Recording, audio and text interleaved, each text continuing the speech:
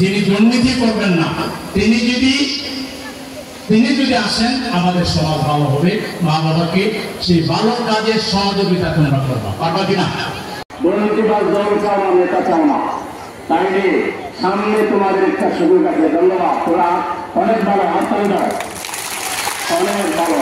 তোমরা দুর্নীতি চাও না, তোমরা দুর্নীতি মুক্ত মানুষ হবা, তোমরা আমাদের সোনার টুকরা হবা, তোমরা আমাদের বাংলাদেশের রত্ন হবা। তোমাদের রাজ্যে আমরা বাংলাদেশের পতাকা করে দেবো। এই কেন্দ্রে আগামী বাংলাদেশ চালাবে।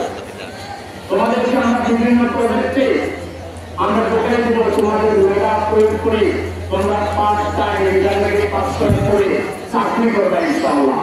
তোমাদের উচ্চতর লেখাপড়া অনার্স মাস্টার্স পড়ালেখা তোমরা নিজেদের উপার্জিত টাকা দিয়ে তোমরা করবে। এরকম লক্ষ জনশক্তি হিসেবে পরিণত করে তুলবে।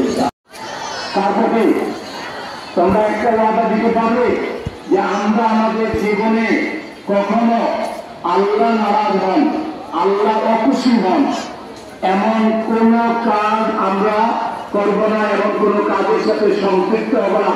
তোমরা কি এই কমিটমেন্ট দিতে পারবে? এইটা 1 নম্বর তোমাদের কমিটমেন্ট।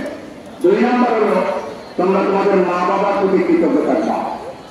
যে মা তোমাকে পেটে ধারণ করেছেন, যে বাবার অংশে তুমি এসেছো, তোমার মেধার বিকাশে, চারিত্রিক বিকাশে এবং তোমার কল্যাণে মা বাবা যেভাবে চিন্তা করেন, পৃথিবীতে আল্লাহর পরে তোমার জন্য আপন আর কেউ নাই।